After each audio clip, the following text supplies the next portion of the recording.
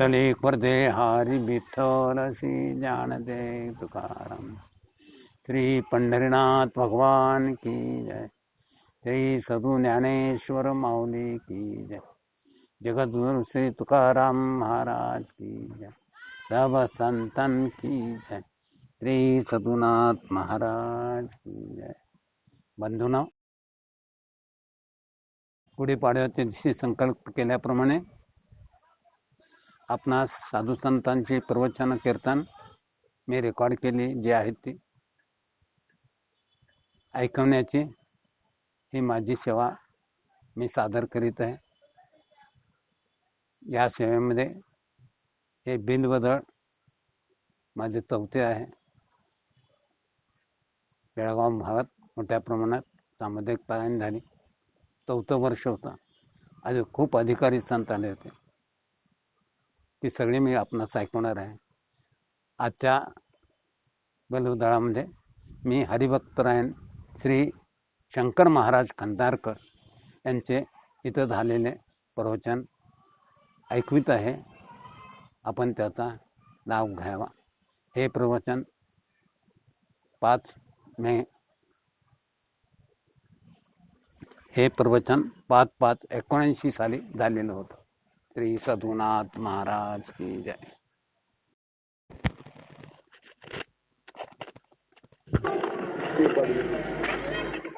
हरे राम राम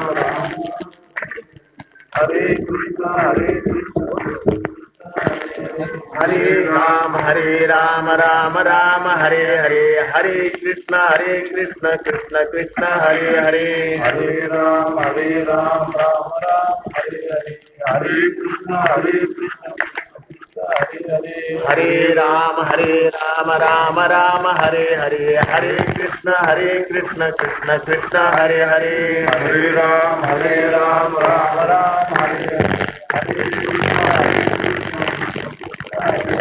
हरे। हरे राम हरे हरे। हरे कृष्ण कृष्ण कृष्ण हरे हरे। हरे राम हरे कृष्ण कृष्ण हरे हरे। हरे राम हरे हरे। हरे कृष्ण हरे राम हरे हरे। हरे कृष्ण कृष्ण हरे हरे। हरे राम हरे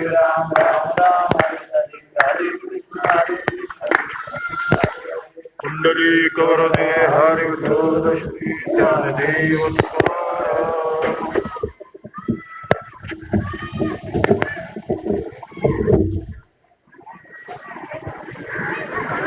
इदं ज्ञानमुपाश्रित्य मम साधर्म्यमागताः सर्गेऽपि नोपजायन्ते प्रलये सन्ति च।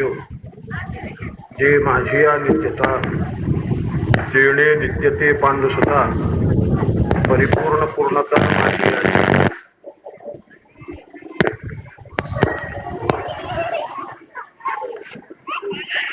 मनुष्याच्या जीवनाला अशा 2 बाजू आहेत। एक बाजू अशी आहे की ती अगदी व्यावहारिक आहे आणि दुसरा एक भाग असा आहे, दुसरी बाजू अशी आहे की ती पारमार्थिक आहे। पारमार्थिक जी बाजू आहे ती संपादन करावी लागते आणि व्यावहारिक बाजू ही निसर्ग सिद्धच आहे। ती माणसातच काय पण पशुपक्ष्यामध्ये सुद्धा तो भाग अगदी निसर्ग सिद्ध आहे। आपल्याला देह प्राप्त होणं, देहाला काहीतरी सुखदुःख प्राप्त होणं, देहाला जन्म प्राप्त होणं, मरण प्राप्त होणं, भूक लागली म्हणजे जेवावं, झोप आली म्हणजे झोपी जावं, या ज्या गोष्टी आहेत त्या निसर्ग सिद्ध आहेत। त्या फक्त मनुष्य देहातच आहेत असंही नाही, पशुपक्ष्यामध्ये सुद्धा ह्या गोष्टी अगदी निसर्ग सिद्ध आहेत। आहार, निद्रा, भय, मैथुन ह्या ज्या गोष्टी आहेत त्या अगदी सामान्य स्वरूपाच्या आहेत, स्वभाव सिद्ध आहेत आणि सगळ्या प्राणीमात्राकरता अगदी साधारण त्या गोष्टी आहेत। पण दुसरा एक भाग महत्वाचा आहे आणि तो मनुष्य देहामध्ये संपादन करता येतो, तो भाग मात्र अतिशय महत्वाचा आहे। या सामान्य जीवनापेक्षा तो एक भाग अगदी वरच्या पातळीवरचा असून तो माणसाला संपादन करता येतो। तो भाग म्हणजे परमात्मा ज्ञानाने संपादन करता येतो. भगवान असं या श्लोकामध्ये सांगतात, इदम ज्ञानमुपाश्रित्य मम साधर्म्य मागताः. हे ज्ञान ज्याने संपादन केलेलं असेल ते माणसं माझ्या साधर्म्याला प्राप्त होतात, माझ्यासारखे होतात. माझ्यासारखे होतात म्हटल्यापेक्षा मत्स्वरूपच होतात. हा एक मनुष्य जीवनातला महत्वाचा भाग आहे. अर्थात परमात्मा स्वरूप झालेले जे असतात ते परमात्म्याच्या नित्यत्वाने नित्य होतात, परमात्म्याच्या आनंदाने आनंदी होतात, परमात्म्याच्या परिपूर्ण स्वरूपाने ते परिपूर्ण होतात. असा एक मनुष्याच्या जीवनातला एक महत्वाचा पारमार्थिक भाग आहे. त्याच्याकरताच हे उत्सव महोत्सव वगैरे जे करायचे असतात ते त्याच्याकरताच आहे. सप्ताह करायचा असतो, पारायण करायचे असतात, भजन करायचे असतात, कीर्तन करायचे असतात, पंढरीची वारी करायची असते, काय जे काही परमार्थातले साधनं जे काही करायचे असतात तर या स्थितीवर येण्याकरताच. आणि ही स्थिती परमोच्च स्थिती आहे. जोपर्यंत मनुष्याला ही स्थिती प्राप्त होणार नाही तोपर्यंत मनुष्याच्या आणि सामान्य व्यावहारिक भागामध्ये किती जरी तो वावरत असला, काही जरी करीत असला तरी पण त्याला फारसं महत्व नाही. कारण का, व्यावहारिक भागामध्ये मनुष्याला नेहमी अपूर्णतेची जाणीव राहतेच, अपुरेपणाची जाणीव राहतेच. तुम्ही कोणती जरी व्यावहारिक भूमिका जरी स्वीकारली किंवा कोणत्याही भूमिकेवर जरी तुम्ही गेलात तरी पण मनुष्याला अपुरेपणाची जाणीव ही नेहमीच अशा प्रकारची राहते.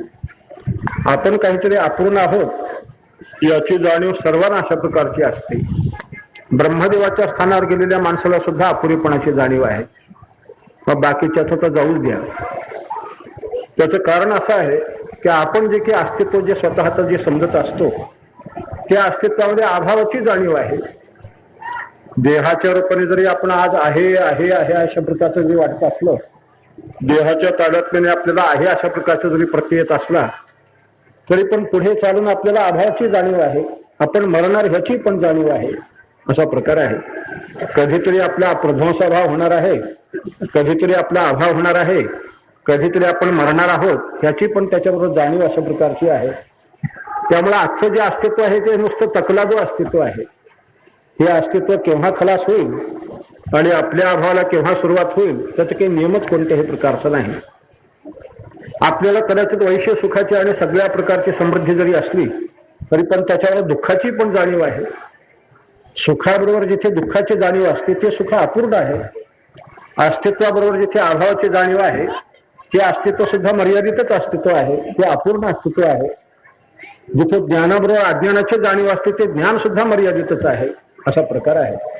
मनुष्य परिपूर्ण केव्हा होऊ शकतो, ज्यावेळेला ज्ञान अमर्याद होईल, मनुष्याचं सुख सुद्धा व्यापक होईल, मनुष्याचं अस्तित्व सुद्धा सर्वत्र सर्वकाळ जेव्हा राहील त्याच वेळेला मनुष्याचं जीवन परिपूर्ण झालं असं त्या ठिकाणी म्हणता येईल.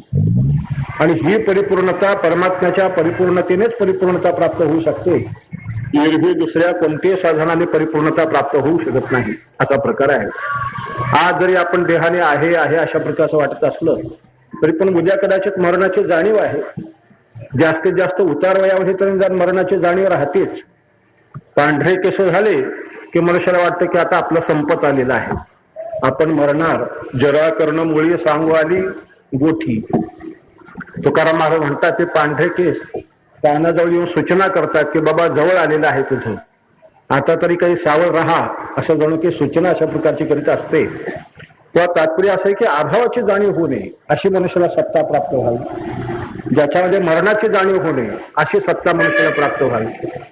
मरणालाच मरण यावं अशी सत्ता मनुष्याला प्राप्त व्हावी. तुकाराम महाराजाला अभावाची जाणीवच नव्हती.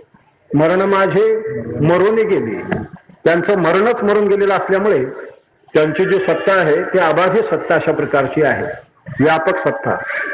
देहाच्या सत्तेने जे अस्तित्ववान अशा प्रकारचे स्वतःला समजतात हा भ्रम आहे.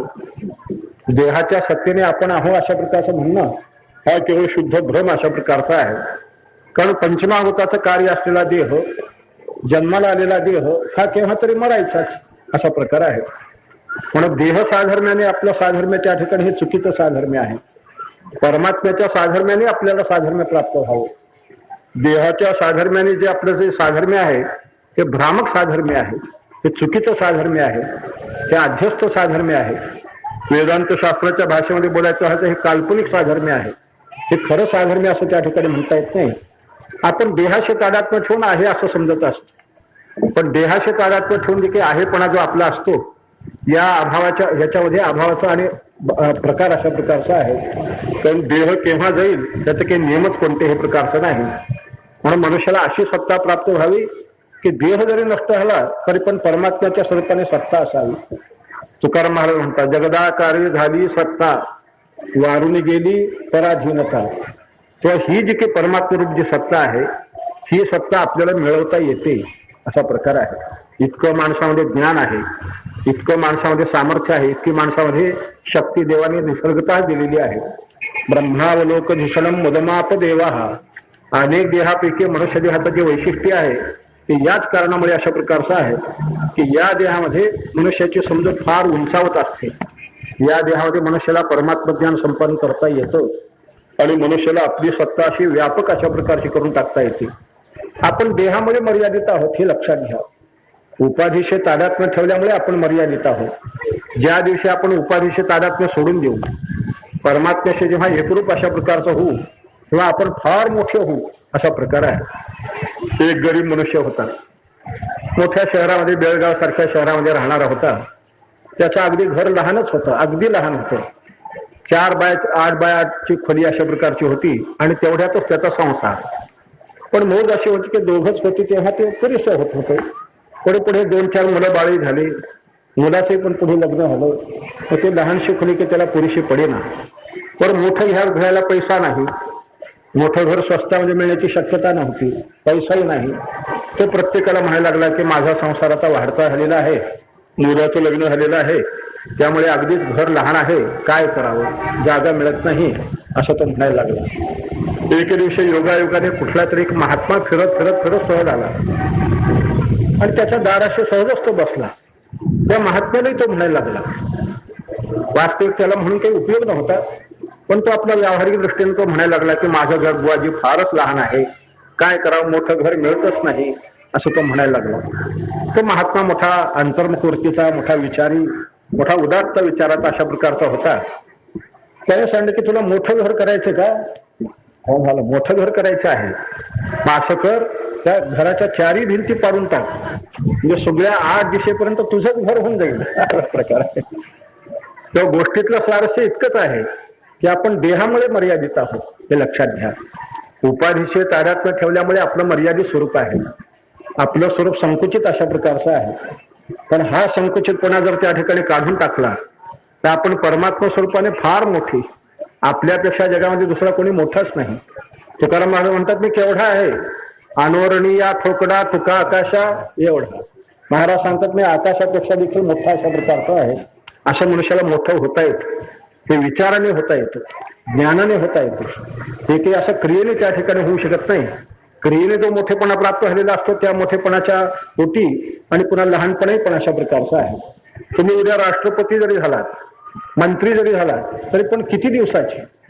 आता तर मंत्री काही महिन्याचीच व्हायला लागलेली आहे. हो, नाही तर लोकशाहीचा संकेत असा आहे की 5 वर्ष तरी मंत्रीपद टिकावं, असा खरा लोकशाहीचा संकेत अशा प्रकारचा आहे. पण आता महिन्याचेच काही मंत्री अशा प्रकारचे व्हायला लागलेले आहेत. पुढे काय तासाचे होतात का मिनिटाचे होतात का सेकंदाचे होतात, काही कळायला मार्गच कोणत्याही प्रकारचा नाही. हे काय सरकार गडबडून पडलं, ते काय सरकार गडबडून पडलं, हे नेहमीच बातमी आपण त्या ठिकाणी वाचित असतो. तेव्हा ही जी काही सत्ता आहे त्या व्यावहारिक सत्तेच्या पोटी अभावही आहे. ह्या व्यावहारिक अस्तित्वाच्या पोटी नेहमी अभावाची जाणीव अशा प्रकारची असते. असं तकलादी अस्तित्व हे आपल्याला मान्य नाही, आपल्या शास्त्राला मान्य नाही. ज्ञानेश्वर महाराजाला ती गोष्ट मान्य कोणत्याही प्रकारची नाही. आपण देहाच्या रूपाने अस्थि समजत असतो, राजसत्तेच्या रूपाने अस्थि समजत असतो, किंवा व्यावहारिक उपाधीच्या रूपाने आपण आहे अशा प्रकारचं समजत असतो. पण हे उपाधीचं जे तादात्म्य आहे ते खरं तादात्म्य कोणत्याही प्रकारचं नसून हे केवळ भ्रामक तादात्म्य आहे. तसंच ज्ञानाची सुद्धा तीच परिस्थिती आहे.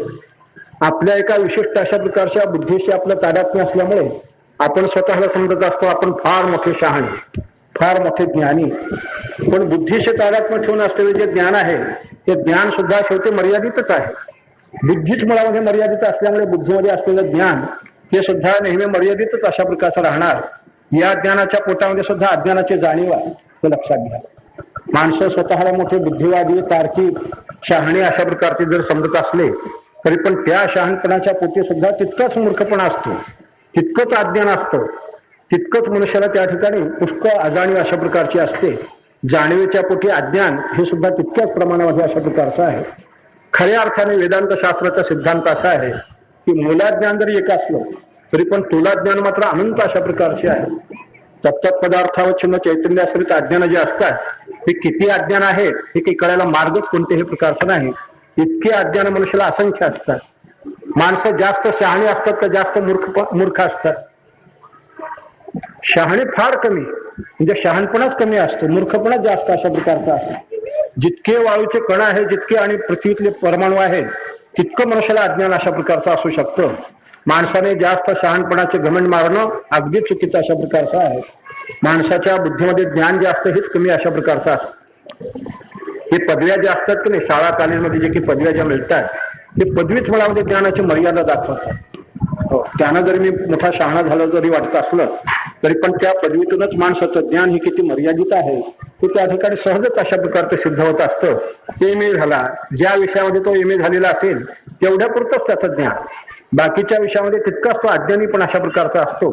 वकील जरी झाला कायद्यापुरतं ज्ञान, डॉक्टर जरी झाला तरी पण नखापासून फक्त डोक्यापर्यंत ज्ञान, 3.5 हात जे काही ज्ञान असेल तेवढंच ज्ञान त्याचा अशा प्रकारचं असतं. कोणा त्याच्यामध्ये स्पेशालिस्ट असेल तर काही इंचावरच ज्ञान, घशाचा डॉक्टर घसा जेवढा असेल तेवढंच त्याचं ज्ञान, नाकाचा डॉक्टर जेवढं इंच नाक असेल तेवढंच त्याला ज्ञान अशा प्रकारचं असतं. तेव्हा तात्पर्य असं आहे की माणसाचं ज्ञान अमर्याद कधीच असू शकत नाही. माणसाला वाटतं की आपण फार मोठे शहाणे आहोत असं जरी वाटत असलं तरी पण माणसाच्या ज्ञानाला सुद्धा नेहमी मर्यादाच अशा प्रकारची असते. एक वऱ्हाडातले बापूजी आणि म्हणून एक होते, लोकनायक बापूजी आणि. टिळकांच्या वेळेसचे राजकारणी मोठे हुशार अशा प्रकारचे होते. ब्रिटिशांच्या काळामध्ये सुद्धा व्हायसराय काउन्सिलमध्ये होते आणि स्वराज्य मिळाल्यावर सुद्धा भारताचे राजदूत म्हणून सिलोनमध्ये होते, काही दिवस बिहारमध्ये होते, वगैरे वगैरे मोठमोठ्या हुद्द्यावर अशा प्रकारचे होते. मोठे शहाणे म्हणून होते, पण थोडेसे धार्मिक प्रवृत्तीचे होते. जरी ते राजकारणी होते तरी पण धार्मिक म्हणजे सोहळं ओळं वगैरे अशापैकी ते लोक अशा प्रकारचे पाळणारे होते. ते नेहमी आले म्हणजे आमच्याकडेच उतरायचे. त्यांच्या काहीतरी राजकारणाच्या सभा वगैरे मिटिंग वगैरे असायच्या, परंतु उतरण्याकरता मात्र आमच्याकडेच असायचे. एकदा रात्री काहीतरी 12-1 वाजेपर्यंत त्यांची मिटिंग झाली आणि ते रात्री आमच्याकडे आले. त्यांच्याकरता स्वतंत्र खोलीमध्ये एक काट टाकून दिला, गादी वगैरे सगळे ठेवून दिली. त्यावेळेला आमच्याकडे हे लाईट वगैरे नव्हती, इलेक्ट्रिक लाईट नव्हती, पेट्रोल मॅक्स आपल्याला लावून ठेवून दिला उजेडा करता म्हणून. आणि आपल्या दुसऱ्या भागाला झोपी गेलो आणि ते दार बंद करून झोपी गेले. पण त्या लाईटच्या प्रकाशामध्ये त्यांना झोपच येईना, काही केल्या झोप येईना. तो प्रकाश त्यांच्या डोळ्याला सहन होईना आणि काही केल्या त्यांना झोपच येईना.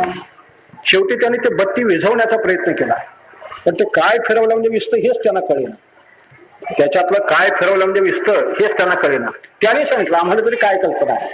दुसऱ्या दिवशी त्यानेच उठून आम्हाला हसून हसून सांगितलं. ते म्हणाले त्या बत्तीच्या भोवती 108 प्रदक्षिणा घातल्या, तर काय फिरवलं म्हणजे विसतं हेच काही मला त्या ठिकाणी कळेना. शेवटी मी तसंच पांघरून घेऊन झोपी गेलो असं त्यांनी सांगितलं. म्हणजे इतके शहाणे जरी असले तरी पण बत्ती विझवता येणार. कुठेतरी मनुष्याला अज्ञान असतं एवढी गोष्ट निश्चित आहे. माणसाला कुठेतरी अज्ञान अशा प्रकारचं असतं. माणसाचं ज्ञान अमर्याद कधीच असू शकत नाही. जोपर्यंत तुमचं बुद्धीशी तादात्म्य आहे तोपर्यंत मनुष्याचा शहाणपणा, मनुष्याचं ज्ञान हे नेहमीच मर्यादित अशा प्रकारचं असतं. हे ज्ञानेश्वर महाराज तुकाराम हे बुद्धीच्या वर सरकलेले लोक आहेत. 3 प्रकार असतात. बुद्धीच्या खाली सरकलेले काही लोक असतात, बुद्धीच्या तादात्म्य ठेवलेले काही लोक असतात आणि बुद्धीच्या वर सरकलेले काही लोक असतात, असा प्रकार आहे. बुद्धीच्या वर सरकलेले जे लोक आहेत त्यांना परमात्म ज्ञान असतं. यो बुद्धी परतस्तु सहा, ते बुद्धीच्याही वर परमात्मा अशा प्रकारचा असल्यामुळे परमात्म ज्ञान ज्याने संपादन केलेलं असेल त्यांचं बुद्धीचे तादात्म्य नसून त्या बुद्धीच्या वर त्यांचं ज्ञान गेलेलं असतं. आणि बाकीच्या सगळ्या लोकांचं ज्ञान बुद्धिस्थच असतं. त्यांचं ज्ञान बुद्धीपुरतच मर्यादित असतं. जशी बुद्धी चालेल त्याप्रमाणे त्यांना ज्ञान अशा प्रकारचं असतं. आणि ज्याला आपण व्यवहारामध्ये पागल, वेडे, पिशे म्हणतो हे तर बुद्धीच्या खाली आलेले लोक आहेत. ज्याला व्यवहार दृष्टी आपण वेडा, पागल, म्याड वगैरे अशा प्रकारचं म्हणतो ते माणसं तर बुद्धीच्या खाली आलेली असतात. त्यांचा बुद्धीचा तोल अशा प्रकारचा सुटलेला असतो. आपला बुद्धीचा तोल जरी सुटलेला नसला सुदैवाने तरी पण शहाणे आहोत इतकाच त्याचा अर्थ आहे. पण आपला शहाणपणा सुद्धा नेहमी मर्यादितच अशा प्रकारचा असतो. फार माणसाचं ज्ञान वाढलेलं असतं असं नाही. एका शहरामध्ये राहणारे फिलॉसॉफीचे प्रोफेसर होते. त्याला एका गावाला जायचं होतं. ज्या गावाला जायचं होतं त्या गावाच्या अलीकडे एक मोठी नदी, मोठी अशी कोयना कृष्णासारखी मोठी नदी होती आणि पलीकडे जायचं म्हणजे नावेत बसून जाण्याचा प्रसंग. रेल्वे मोटारची वगैरे काही सोय कोणत्याही प्रकारची नव्हती. जाणं तर अत्यंत आवश्यक अशा प्रकारचं होतं. शहरातल्या माणसाला खेड्यामध्ये जाण्याचा प्रसंग आला की अतिशय अवघड वाटत असतं, कारण ते शहरी जीवनाचं आणि वातावरणामध्ये राहिलेले त्यांना खेड्यातलं जीवन म्हणजे नकोसं अशा प्रकारचं वाटतं. वस्तुस्थितीने खेड्यामध्ये हवा शुद्ध असते, पाणी शुद्ध असतं, सगळ्या प्रकारचं धान्य फळं वगैरे सगळे शुद्ध असतात, भाजीपाला शुद्ध असतो. पण शहरी जीवनाचं आणि ज्यांना सवय लागलेली असते त्यांना ते खेड्यातलं जीवन म्हणजे नकोसं वाटतं, पण जाणं फार आवश्यक अशा प्रकारचं. आणि नावेतून जाण्याचा प्रसंग. आता खेडूत जे लोक होते ते चट चट चट त्यातून नावेमध्ये बसले. दिवस पुन्हा श्रावण भाद्रपदाचे दिवस, सारखा धो धो धो धो पाऊस त्या ठिकाणी पडत होता. सारखी पावसाची रिपरिप चालूच अशा प्रकारची होती. नाव सगळी चिखलाने बरबटलेली होती. आता कुठं बसावं हाच मोठा प्रश्न. तरी पण कसं तरी एक टावेल टाकला आणि त्या फळीवर बसले कसे तरी. नावाड्याने नाव हाकायला सुरुवात केली.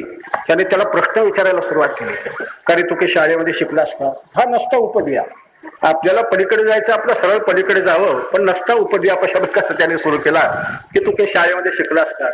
तो मी काही शिकलो नाही बाबा. काय रे म्हणाले, तुझा जन्म व्यर्थ गेला म्हणाले. अरे शाळेमध्ये कितीतरी सुंदर सुंदर विषय असतात, खगोलशास्त्र, भूगोलशास्त्र, अर्थशास्त्र, नागरिकशास्त्र, जे यादी अशा प्रकारचे वाचायला लागले तर म्हणा तुम्ही काय म्हणता हेच काही कळत नाही. डब्यामध्ये खडे घालून वाजवल्यासारखं वाटायला लागलेलं आहे असा प्रकार तू म्हणायला लागला. माझं आपलं जीवन ह्याच्यातच चाललेलं आहे आणि ठीक आहे, माझा उदरनिर्वाह ह्याच्यातच अशा प्रकारचा होतो. त्यांचं आपलं पालुप सारखं चालूच, तुझा जन्म व्यर्थ गेला, तुझा जन्म व्यर्थ गेला. मौज अशी आली की नदीच्या मध्यभागामध्ये जेव्हा नाव आली तेव्हा जोराचा पाऊस सुरू झाला आणि एकदम वादळी वारा सुटला. नाव अशी डगमगायला. आता ते जे ग्रामीण भागातले जे लोक होते, खेडूत जे लोक होते, ते सरावलेलेच असल्यामुळे प्रत्येकाने नावेच्या आणि ह्याच्या खाली उड्या मारल्या आणि पोहत पोहत पलीकडे गेले. ज्याला जे काही गाठफडी अशा प्रकारची होती ते डोक्याला बांधली आणि ते पोहत पोहत पलीकडे गेले. फक्त अडकले म्हणजे हे प्रोफेसर साहेब बस. मग त्या नावाड्याने प्रश्न केला की महाराज, कदाचित ह्या वादळामध्ये जर नाव जर उलटली तर तुम्हाला पोहता येते की नाही? तेव्हा पोहता येते बाबा म्हणाले. तो म्हणाला माझा जन्म जेव्हा व्यर्थ जाईल तेव्हा जाईल, तुमचा मात्र आत्ताच पाण्यात जाणार आहे. तुम्हाला आता अर्थशास्त्रही चालू शकत नाही, भूगोलशास्त्रही चालू शकत नाही, कोणतेही शास्त्र अशा प्रकारचं चालू शकत नाही. तेव्हा तात्पर्य असं की मनुष्य कुठेतरी अज्ञानावर टेकत असतं. कुठंतरी माणसाचं अज्ञान निश्चितच अशा प्रकारचं असतं. किंबहुना पुष्कळ अज्ञानच जीवनामध्ये असतं, पण ज्ञान फार थोडं असतं असा प्रकार आहे. म्हणून जोपर्यंत अमर्याद ज्ञानापर्यंत मनुष्य जाणार नाही तोपर्यंत अज्ञानाची टोचणी मनुष्याला सारखी राहणार. मला हे कळत नाही, ते कळत नाही. आपण किती जरी शहाणपणाचा आव जरी आणला तरी पण कुठेतरी मनुष्याचं अज्ञान असतं. मंत्री जरी असला, हो, मंत्र्याला वाटतं की आपण जणू की सर्वज्ञ, पण चालता चालता चपलीचा अंगठा जर तुटला तर चांभार शहाणा का मंत्री शहाणा? त्यावेळेला चांभारच शहाणा असतो. मंत्री काय करतो? मंत्र्याला की चप्पल शिवता येत नाही. तेव्हा तात्पर्य असं आहे की मनुष्याने असं ज्ञान संपादन करावं की ज्याच्यामध्ये अज्ञानाची जाणीवच नसावी. आमच्या ज्ञानेश्वर महाराजाला विचारा, अमृतानुभवामध्ये विचारा. ज्ञानेश्वर महाराज म्हणतात, आमचेने नावे अज्ञानाचे ज्ञानही नव्हते. आम्हाला अज्ञान कसं असतं हेच आम्हाला माहिती नाही म्हणाले. सूर्याला जसा कधी अंधकार माहिती नाही तसं आम्हाला सुद्धा अज्ञान म्हणजे काय आहे हे ठाऊकच नाही म्हणाले. कुठं अज्ञान आहे ते शोधून सुद्धा त्या ठिकाणी सापडत नाही. त्याला म्हणतात अमर्याद ज्ञान. हे ज्या ज्ञानामध्ये अज्ञानाची जाणीव नाही ते खरं ज्ञान आहे, ते खरं परिपूर्ण ज्ञान अशा प्रकारचं आहे. ते ज्ञान संपादन केल्याशिवाय मनुष्याला परिपूर्ण अवस्था प्राप्त होऊ शकत नाही असा प्रकार आहे.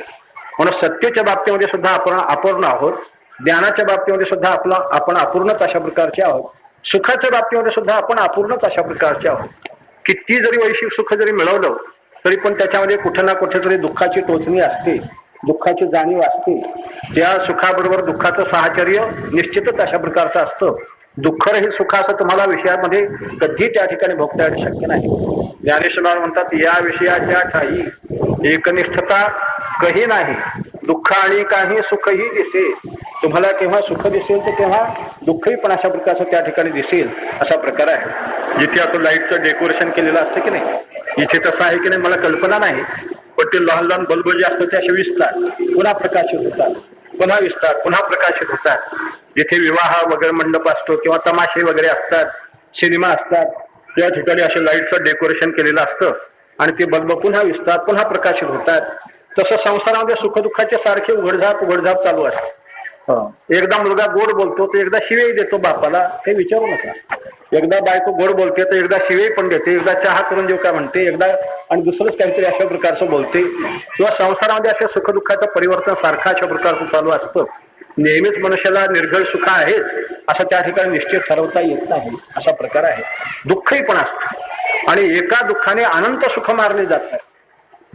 संसारामध्ये असे मौज आहे की ती जर सुख तुमच्या पुढे उभी राहिलेली असते, मोठा बंगला असू द्या, मोटार असू द्या, राजसत्ता हातामध्ये असू द्या, तुम्ही किती विद्वान शहाणे जरी असलात, त्याप्रमाणे तुमच्या गावामध्ये प्रतिष्ठा मान सन्मान सगळा जरी असला तरी पण एक कोणतं तरी दुःख अशा प्रकारचं जर असेल तर एका दुःखाकडून सगळे सुख मारली जातात, अशा प्रकार आहे. एक तुमच्या शरीराला आरोग्य नसू द्या, सगळी सुख जरी असली तरी पण ते सुखच वाटत नाही. एका दुःखाने सगळे सुख दुःखमय त्या ठिकाणी करून टाकलेले असतात, असा प्रकार आहे. अयोध्येचा राजा दशरथ होता की नाही, त्याच्या पोटे श्रीराम प्रभूचा अवतार झाला हा भाग वेगळा आहे, परंतु त्याला सार्वभौम राज्य होतं. सार्वभौम राज्य अशा प्रकारचं होतं. 3 पट्टराण्या आणि 300 पुन्हा दुसऱ्या आणि स्त्रिया अशा प्रकारच्या होत्या. पण सगळ्याच बायकांनी कसा काय संप केला होता कोणाला माहिती. त्याला संततीच नव्हती, त्याला कित्येक दिवस संततीच नव्हती. नेहमी वशिष्ठाला बोलवायचं आणि वशिष्ठापुढे आपलं गाऱ्हाणं सांगायचं, रडगाऱ्हाणं सांगायचं. पुत्रहीनस्य मे राज्यम सर्वम दुःखाय कल्पते. मला मुलगा नसल्यामुळे एवढं जरी राज्य वैभव जरी आहे तरी पण सगळं दुःखप्राय अशा प्रकारचं वाटतं, असं त्यांनी नेहमी म्हणायचं.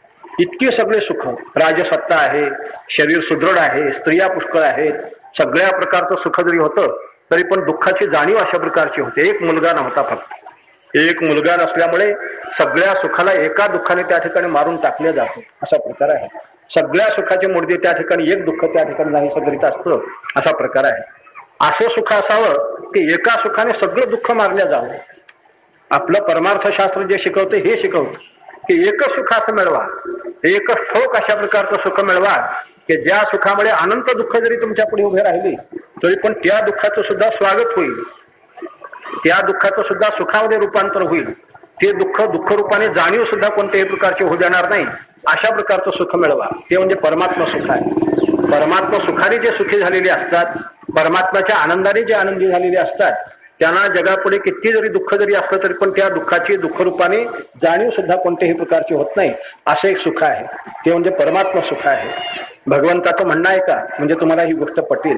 यम लब्ध्वा चा परम लाभम मन्यते नाधिकम ततः यस्मिन स्थितोन दुःखेन गुरुनाथ विचार्यते.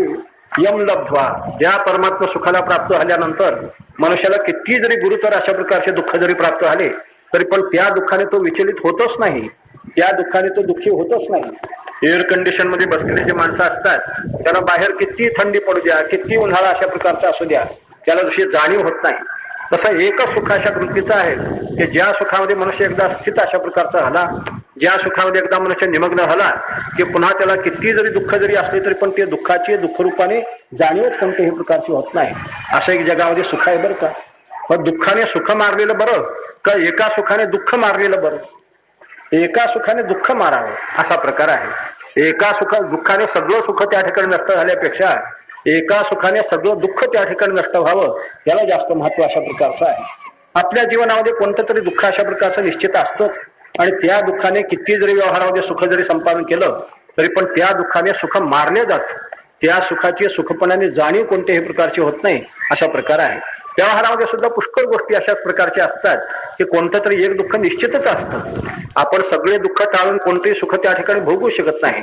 रस्त्यावरचं शेण उचलायचं म्हणजे माती सगळंच उचलावं लागतं, तसं आपण त्या ठिकाणी कोणतेही सुख भोगायचं म्हणजे दुःखासहच सुख त्या ठिकाणी भोगत असतो आणि एका दुःखाने सगळे सुख नष्ट केले जातात, असा प्रकार आहे. असं सुख त्या ठिकाणी मिळवावं की ज्या सुखामुळे दुःखाचं उलट स्वागत केलं जावं, दुःखाचं रूपांतर सुखामध्ये त्या ठिकाणी व्हावं, दुःखाचा सत्कार केला जावा, असा प्रकार आहे. असं परमात्मा सुख अशा प्रकारचं आहे. सगळे साधुसंत या स्थितीमध्ये असतात. तुकाराम महाराजाला काय दारिद्र्य कमी होतं, पण दारिद्र्याच्या दुःखाची जाणीव तरी होती का? दारिद्र्याच्या दुःखाची जाणीव सुद्धा कोणत्याही प्रकारची नव्हती. मी म्हणतो तुकाराम महाराजांचे जे दारिद्र्य आहे तसे दारिद्र्य आता तुम्हाला शोधून सुद्धा सापडायचे नाही. दारिद्र्याच्या रेषेच्या खाली ते दारिद्र्य अशा प्रकारचं आलेलं होतं, तसे दारिद्र्य आता सुद्धा सापडायचे नाही. गरिबी हातावर खरोखरी आता गरिबी राहिलीच नाही तसं म्हणायला गेलं तर. पुष्कळ गरीब ज्याला आपण म्हणतो ते सुद्धा काहीतरी 10, 15, 20 रुपये मिळवायला लागलेले आहेत.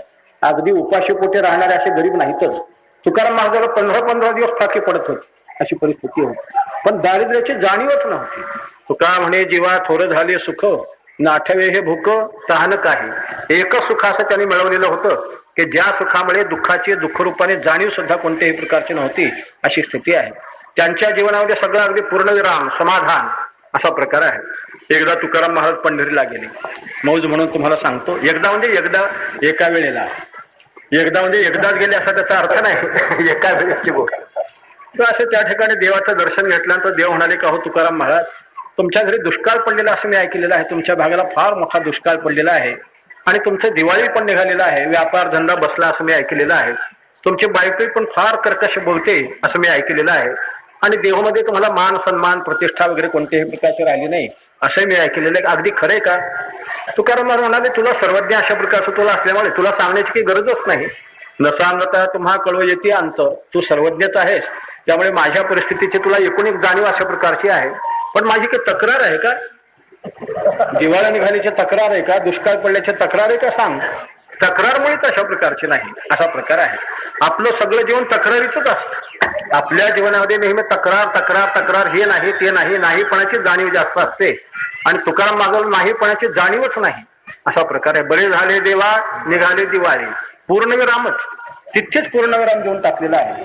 दिवाळी निघालं म्हणून कुठून तरी भांडवल आणलेलं आहे, पुन्हा व्यापार धंदा सुरू केला, असा भाग कोणत्याही प्रकारचा नाही. बरिया दुष्काळे पिढा केली, दुष्काळ पडला म्हणून कुठून तरी ज्वारी आणलेली आहे आणि आपला उदरनिर्वाह चालवलेला, अशातलाही भाग नाही. बायको कर्कश मिळालं म्हणून दुसरी पुन्हा आवृत्ती काढायची आहे, अशातलाही प्रकार कोणत्याही तऱ्हेचा नाही. तिथल्या तिथेच पूर्णविराम. आपल्या संसाराला पूर्णविराम कसा असतो हे माहीतच नाही. अर्धविराम नाही ते पूर्णविराम कुठला? संसार अर्धा झाला असं सुद्धा समाधान नाही, उलटा अपुराच अशा प्रकारचा आला असं त्या ठिकाणी वाटतं. मनुष्य अगदी मृत्यूच्या शय्येवर जरी पडलेला असला तरी पण हे करायचं राहिलं, ते करायचं राहिलं, ते करायचं राहिलं, नेहमी करण्याचीच जाणीव अशा प्रकारची राहत असते. कर्तव्याने कर्तव्याची कधी समाप्ती होतच नसते. संसारामध्ये कर्तव्याने कर्तव्य उलटे वाढत राहतात. एक कर्तव्य केलं की त्याच्या पोटी दुसरं कर्तव्य करावंच लागतं, तरच त्या पहिल्या कर्तव्याला काहीतरी फळ येत असतं.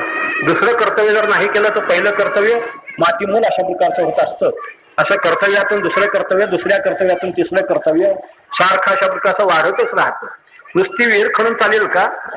त्याला पुन्हा मोटर पंप बसवावा लागतो. मोटर पंप नुसता बसून चालेल का? एवढं कर्तव्य केलं की पुन्हा ऊस लावावंच लागतं, काहीतरी अशा प्रकारचे बागायत करावीच लागते. तेवढं करूनही भागत नाही, पुन्हा त्याला विक्री करावीच लागते, काहीतरी हे करावंच लागतं. एकातून दुसरं, दुसऱ्यातून तिसरं असं कर्तव्यासारखं वाढतच राहतं, असा प्रकार आहे. किंवा मृत्यूच्या शय्येवर जरी मनुष्य पडलेला असला तरी पण माझ्या देखत अमुक झालं असतं तर बरं झालं असतं, माझ्या देखत तेवढं ठकीचं लग्न तरी झालं असतं तर बरं झालं असतं, तेवढी पाठ भिंत तरी बांधून झाली असते तर बरं झालं असतं. याच्या देखत काय काय व्हावं ही एक मोठी पंचायत असते. झालेलं रामायण काय थोडं असतं का? पण पुन्हा महाभारत व्हावंच असं वाटतं, असा प्रकार आहे. ईश्वराने जर उद्या जर असं सांगितलं की तुमचे सगळ्यांचे कामं ज्या दिवशी समाप्त होतील त्या दिवशी तुम्ही राजीखुशीने मरावं, बस. ज्या दिवशी तुमचे संसारातले कामं समाप्त होतील, आता काही काम राहिलं नाही असं जेव्हा तुम्हाला वाटेल, तुमच्या मनाला जेव्हा कर्तव्य केल्याचे समाधान अशा प्रकारचं जेव्हा वाटेल, त्या दिवशी तुम्ही राजीखुशीने मरावं. आता ह्याच्या पुढे मरणाची सक्ती नाही, तुमच्या आणि इच्छेवर त्या ठिकाणी तुमचं मरण. असं जर ईश्वराने जर तुम्हाला आम्हाला उद्या जर सांगितलं तर आपण मरू का? हो नाही, मरणारच नाही, कधीच मरणार नाही. आपल्याला ईश्वर मारतो म्हणूनच बरं आहे, नाही तर आपले कर्तव्य कधी समाप्त होणे शक्य नाही आणि आपण राजीखुशीने कधी मरणं शक्यच नाही. आपले ठोकळे तसेच राहतील आणि पुन्हा पुढच्या पिढीचा लोंढा यायचा तसाच अशा प्रकारचा असतो. तेव्हा तात्पर्य असं आहे की कर्तव्य आणि कर्तव्य कधीच समाप्त होत नाहीत, हे लक्षात घ्या. भोगाने सुद्धा भोग कधी शांत होत नाही. किती जरी भोग जरी भोगले तरी पण मनुष्याच्या इच्छेची पिशवी कधी भरीतच नाही, बस. इच्छा दिसायला लहान आहे, 2 शब्दाची पिशवी आहे, परंतु त्याच्यामध्ये किती भोग ओतले म्हणजे ती इच्छेची पिशवी भरेल. एरवी कापडाची पिशवी थोडस साखर टाकली किंवा आणखी काही फळं टाकली, भाजी टाकली म्हणजे किंवा आणखी काहीतरी टाकलं तर भरून तरी जाईल. पण ही जी की इच्छेची जी पिशवी आहे ते किती भोग त्याच्यामध्ये टाकले म्हणजे ती इच्छा पूर्ण होईल? शक्यच नाही. जगातले किती जरी भोग जरी प्राप्त झाले तरी पण त्या भोगाने मनुष्याच्या इच्छेची पूर्णता कधी त्या ठिकाणी होणं शक्य नाही. ज्ञानेश्वर महाराज लिहितात, भोगी काम वाढे इंधरी आगेशी हाकाकी चढे. भोगाने मनुष्याच्या इच्छा जास्त वाढत राहतात, असा प्रकार आहे. किती स्त्रिया मिळाल्या म्हणजे मनुष्याचं मन तृप्त होईल? किती पैसा मिळाला म्हणजे मनुष्याचं मन तृप्त होईल?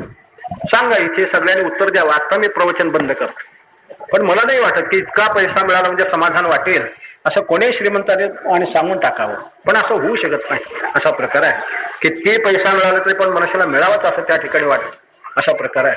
हिया तिला नहुशाला विचारा. नहुशी इंद्राधिपती अशा प्रकारचा झाला होता, पण त्याला सुद्धा इंद्राने मिळावी अशा प्रकारचं वाटतच होतं. रावण काय कमी श्रीमंत होता?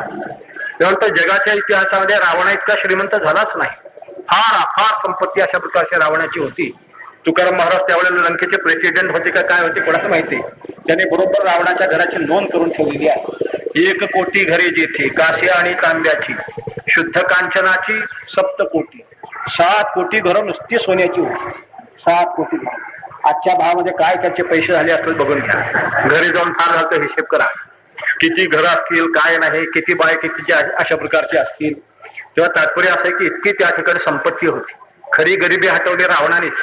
आता नुसतं गरिबी हटाव घोषणा आहे, पण गरिबी हटवली रावणाने. सगळ्यांना सोन्याची घरं बांधून दिलेली होती.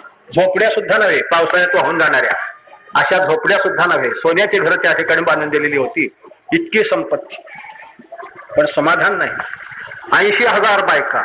संबंध बेळगाव जिल्हाच इतक्या त्याला बायका.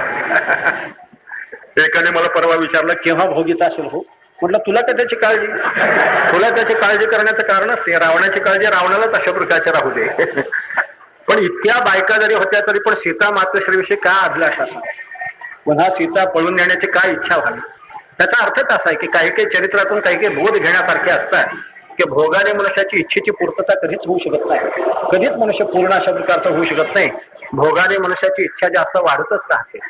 एक बडा श्रीमंत होता, त्याच्या घरी मनाने मोजण्यासारखं सोनं होतं. मनाने मोजण्यासारखं, तरी पण त्याला समाधान वाटत नसे. व्यापार उद्योगधंदा त्याचा मोठा भरभराटीचा होता. त्याचं असं ठरलं होतं की शिल्लक पडली की सोनं खरेदी करून ठेवायचं. नुसत्या नोटा तिजोरीमध्ये ठेवायचे नाही, त्याचं सोनं खरेदी करायचं. तरी पण त्याने पुष्कळ सोनं जरी मिळवलं तरी पण त्याला समाधान वाटत नसेल.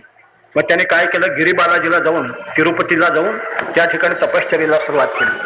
तो गिरीबालाजीचा जो देव आहे लक्ष्मीपती, तो अर्थार्थी भक्ताचा आणि देव आहे बरं का. या ठिकाणी जाणारे बहुतेक अर्थार्थीच अशा प्रकारचे असतात. मला सुद्धा अनुभव आला. मी एकदा गिरीबालाजीला गेलो होतो. त्या ठिकाणी 5 रुपये फक्त त्या बोधामध्ये टाकले तर मला 50 रुपये मिळाले. म्हटलं वारे वा, काय छान देव अशा प्रकारचा आहे.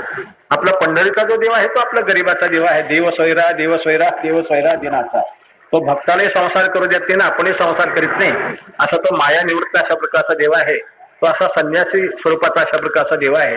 तेव्हा तात्पर्य असं आहे की असं त्या ठिकाणी जाऊन त्यांनी तपश्चर्येला सुरुवात केली. काय त्याचं पूर्वजन्मातलं पुण्य म्हणा काय म्हणा, तो लक्ष्मीपती भगवान प्रसन्न झाले. त्याने विचारलं वरम ब्रोहे, तुला काय वर मागायचं असं तो माग. त्याने सांगितलं की देवा सोनं द्या म्हणाला. किती पाहिजे?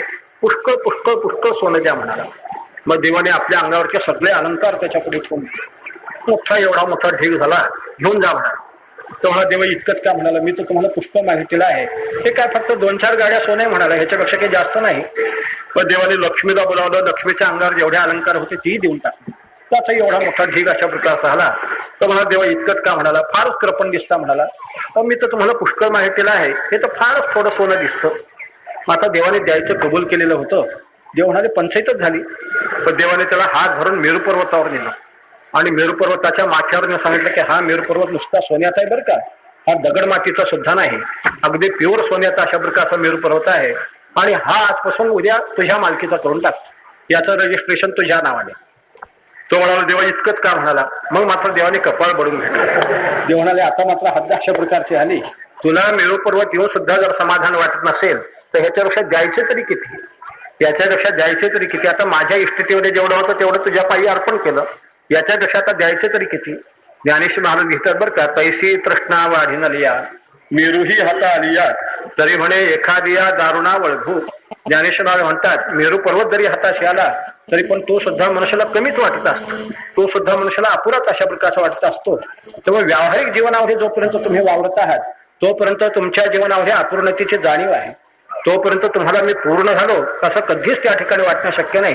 तुम्ही ब्रह्मदेवाच्या स्थानावर जरी गेला तरी पण तुम्हाला अपुरेपणाची जाणीव निश्चितच अशा प्रकारचे राहणार. दुसरा एक भाग असा आहे की जेव्हा परमात्म्याशी साधर्म्य तुम्हाला प्राप्त होईल, परमात्मा स्वरूपता जेव्हा प्राप्त होईल तेव्हा मात्र आणि त्या ठिकाणी परिपूर्णता आहे असं भगवान सांगतात. माझी या नित्यता नित्यते पांडुसता, त्यामुळे माझ्या नित्यतेने ते नित्य होतील, माझ्या परिपूर्णतेने ते परिपूर्ण अशा प्रकारचे होतील आणि माझ्या सुखाने ते सुखी होतील, माझ्या आनंदाने आनंदी अशा प्रकारचे होतील. त्या आनंदाला, त्या सुखाला, त्या सत्तेला आणि त्या परिपूर्णतेला मग मात्र मर्यादा कोणत्याही प्रकारची त्या ठिकाणी राहणार नाही. एरवी तुम्ही कोणतीही सत्ता मिळवली तरी पण मर्यादितच, किती सुख मिळवलं तरी पण ते सुद्धा मर्यादितच, किती ज्ञान संपादन केलं तरी पण त्याच्यामध्ये अज्ञान असतंच, ते ज्ञान सुद्धा शेवटी मर्यादितच अशा प्रकारचं असतं. तेव्हा माणसाने ज्ञान, सुख आणि सत्ता या बाबतीमध्ये अगदी परिपूर्ण अशा प्रकारचं असावं हे आपलं परमार्थशास्त्र शिकवतं. हे ज्ञानेश महाराज शिकवतात. मनुष्याला किती मोठं होता येतं बरं का, पण परमात्मा स्वरूप झाल्यावरच. उपाधीशय तादात्म्य ठेवून जगामध्ये कोणीही मोठा होऊ शकत नाही. किती जरी मोठा झाला तरी पण त्याच्यापेक्षा आणखी कोणीतरी मोठा असतो. शेराला सवाशेर असतो, कोणीतरी मोठा अशा प्रकारचा असतो. हा सगळा अतिशय मोठेपणा अशा प्रकारचा आहे. किंवा जगामध्ये असा एक मोठेपणा आहे की तो मात्र निरपेक्ष मोठेपणा आहे. बाकीच्या सगळ्या गोष्टीला सातिशयपणा आहे, मर्यादितपणा आहे, संकुचितपणा अशा प्रकारचा आहे. किती ज्ञानी झाला तरी पण मूर्खाच्या सापेक्ष शहाणे ना. शेवटी तुम्ही किती जरी शहाणे जरी असलात तरी पण मूर्खाच्या सापेक्ष शहाणा. डॉक्टर शहाणा म्हणजे रोग्याच्या सापेक्ष शहाणा, वकील शहाणा मूर्खाच्या सापेक्ष शहाणा. जगामध्ये शहाणपणाचं जे माप असतं ते मूर्खाच्या सापेक्षच अशा प्रकारचं असतं. मूर्खपणाच्या मापात घालूनच शहाणपणा त्या ठिकाणी मोजावा लागतो. निरपेक्ष शहाणा असं जगामध्ये कोणी नसतं. मी एका मासिकामध्ये घडलेली गोष्ट म्हणून वाचलेली बरं का. परदेशामध्ये एक वकील होता आणि तो फार मोठा हुशार, अतिशय हुशार. त्याने आपल्या वकिलीच्या धंद्यामध्ये कोट्यवधी रुपये मिळवले. खूप मोठा श्रीमंत अशा प्रकारचा झाला. पण मौज अशी होती की त्याला संततीच नव्हती. त्याला संतती नव्हती. शेवटी म्हातारा झाल्यानंतर त्याने तो धंदाही सोडून दिला. पण आपल्या एवढ्या मोठ्या पैशाचं काय करावे हा मोठा प्रश्न. पण त्याने काय केलं की मृत्यूपत्र लिहून ठेवलं आणि त्या मृत्यूपत्रामध्ये असं लिहिलं की माझ्याजवळ जेवढा पैसा आहे तेवढा या देशामध्ये जेवढे महामूर्ख लोक असतील त्या सगळ्याला वाटून द्या असं लिहिलं. जेवढे महामूर्ख लोक आहेत त्या सगळ्याला वाटून द्या असं लिहिलं. आणि ते मृत्यूपत्र त्याने आपल्या मित्राला दाखवलं.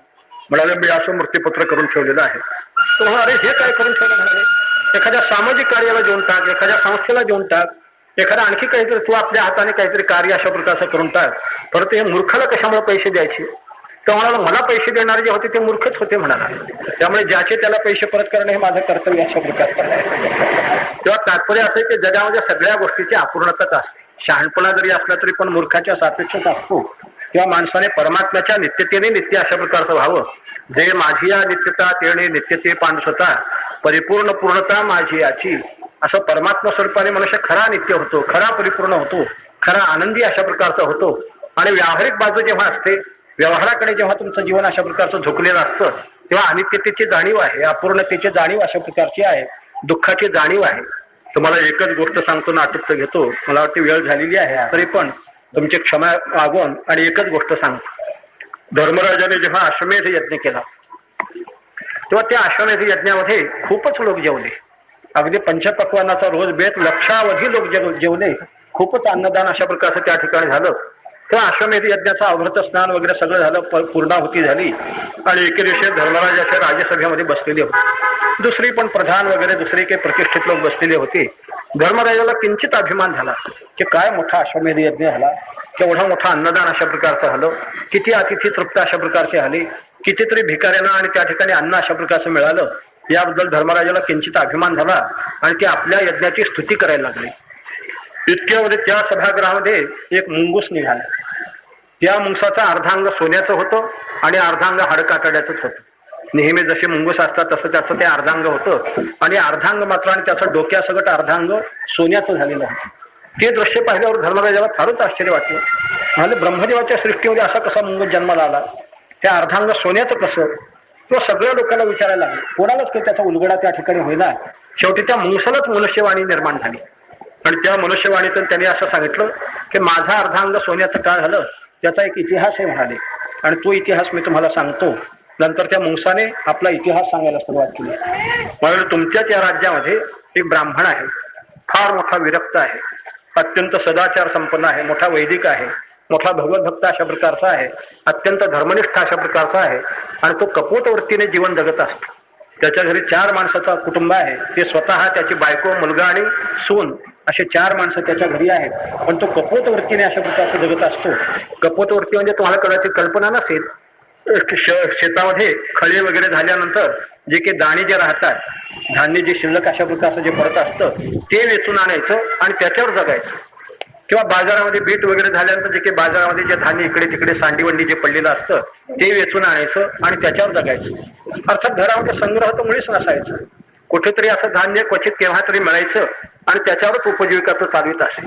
पण असं धान्य नेहमीच मिळत असतं असंही नाही. एकदा तर मौज असेल की 15 दिवसापासून घरी चूलच पेटली नाही. 15 दिवसापासून अगदी कडकडीत अशा प्रकारचं उपोषण, चारही माणसं अगदी त्या ठिकाणी नुसत्या देवाच्या तीर्थावर अशा प्रकारचे ते राहिले. 15 दिवसापासून चूलच पेटली नाही. एके दिवशी योगायोगाने कुठंतरी धान्य मिळालं आणि नेमक्या 4च भाकरी झाल्या. 4 माणसाने 4च नेमक्या भाकरी झाल्या. देवाला नैवेद्य दाखवला, वैश्यदेव केला आणि बलिहरण टाकण्याकरता तो ब्राह्मण असा दारामध्ये आल्याबरोबर एक अत्यंत बुभुक्षित असलेला अतिथी काही येऊ नये त्या ठिकाणी. तो तर महिन्यापासून उपाशी. हा 15 दिवसापासून राणी दुखिया दुःखी भेटले. तो महिन्यापासून उपाशी अशा प्रकारचा होता. आणि आपलं शास्त्र असं सांगतं की ज्या वेळेला बलिहरण टाकण्याकरता दारामध्ये जायचं असतं तेव्हा अतिथीला आकांक्षा येईल. अतिथीची वाट बघावी, अतिथीला भगवत रूप समजून त्याला जेवू घालावं. पूर्वी त्या ठिकाणी खानावळी नव्हत्या तरी पण लोक उपाशी राहत होते असं नाही बरं का.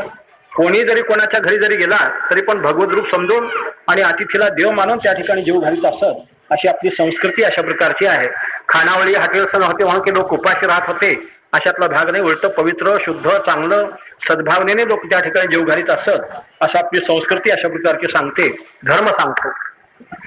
तेव्हा लागलीच तो अतिथी आल्याबरोबर त्याने हात जोडले, पाहायला जेवायला चला.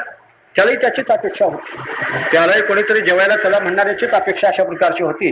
तो अतिथी आला, त्याला पाय धुवायला पाणी वगैरे दिलं, पाटावर बसवलं, पान मांडलं आणि त्या ब्राह्मणाने आपल्या हिशाची एक भाकर त्याला वाढली. नेमक्या 4च भाकरी झालेल्या होत्या, आपल्या हिशाची एक भाकर वाढली.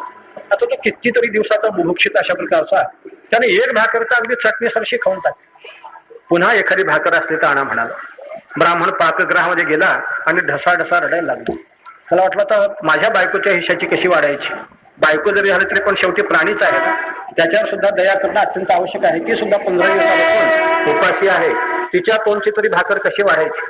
पण बायकोने सांगितले की तुम्ही उपाशी राहिल्यानंतर आणि मी तरी त्या ठिकाणी कशी जेवेन. हे काही 20व्या शतकातली थोडीच अशा प्रकारची आहे. तर तुम्ही उपाशी राहिल्यानंतर मी जेवण